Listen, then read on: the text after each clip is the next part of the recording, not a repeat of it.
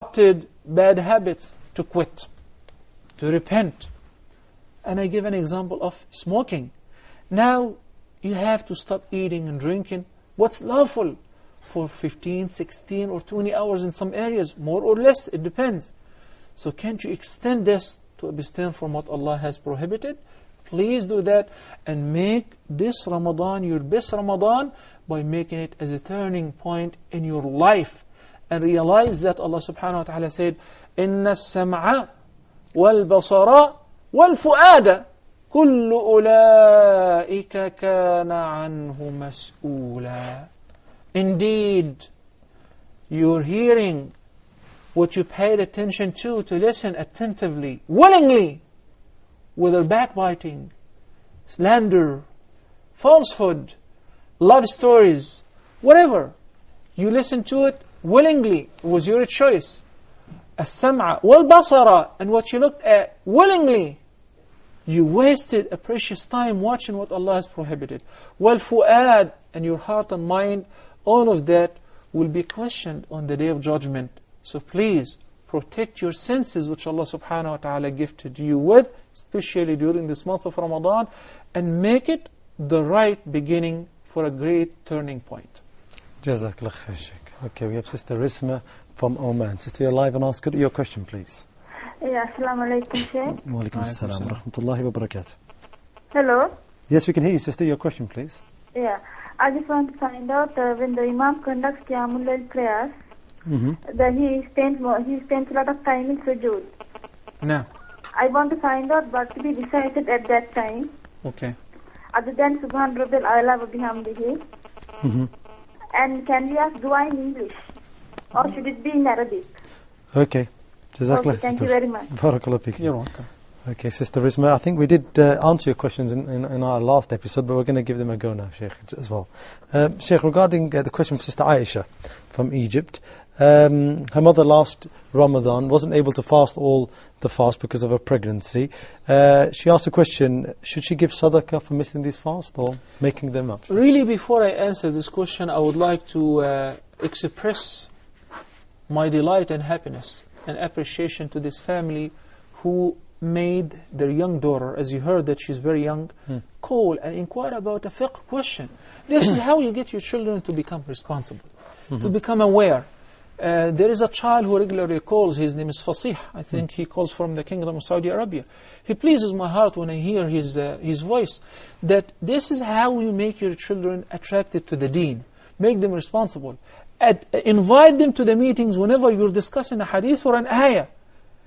You leave them to sit before the cartoons all day long, all night long, and whenever they have a chance to sit with you to discuss anything, you kick them away. Why? Because this is a bigger talk. You cannot attend there. So I'm very, very delighted and happy with the phone call of the younger sister, the little girl, Aisha. May Allah bless you and your family.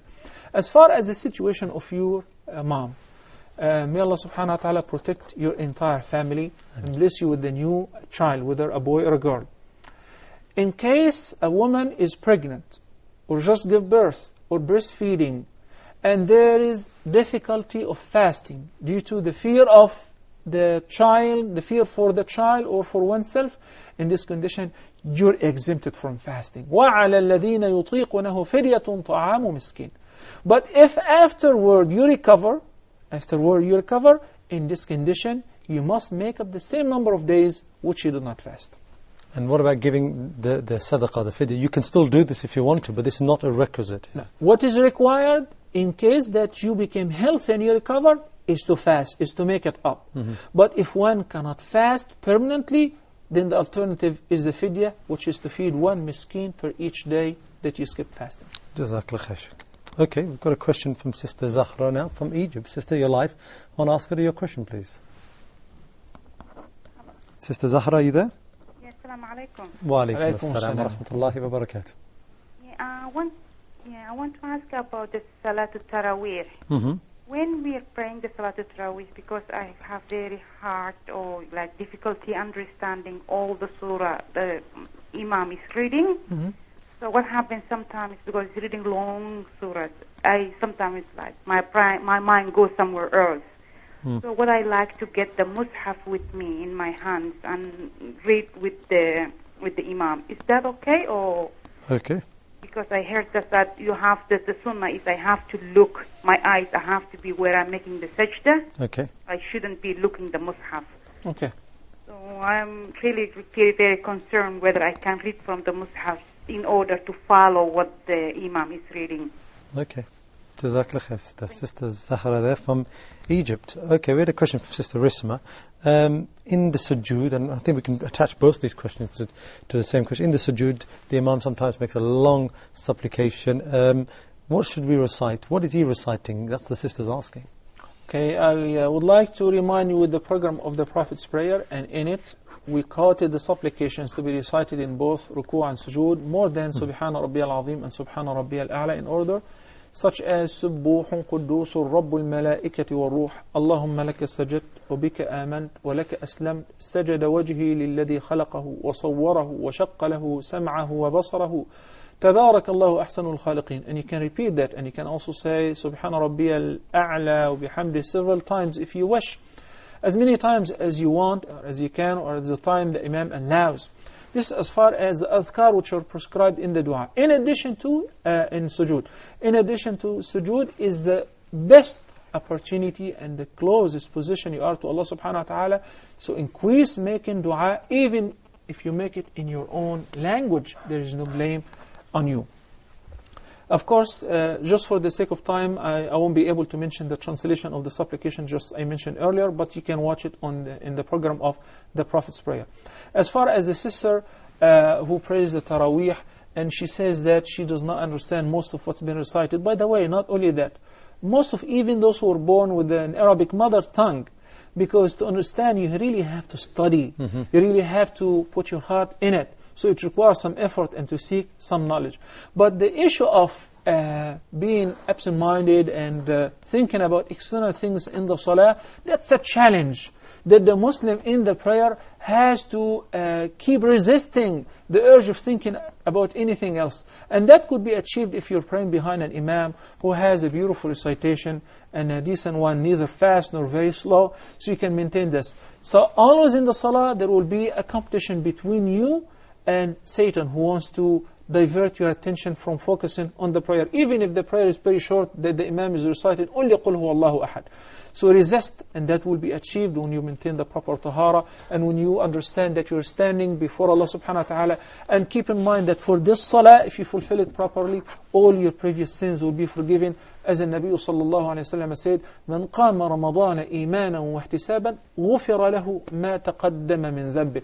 Whosoever stands up in prayer during Ramadan, out of faith and expecting the reward from Allah subhanahu wa ta'ala, all his previous sins will be forgiven. As far as carrying the mushaf, it's only permissible for the imam, or if you're praying by yourself in a singular prayer. But it's not permissible for the followers to carry the Quran, because there is no need for that. You just listen to the recitation of the imam.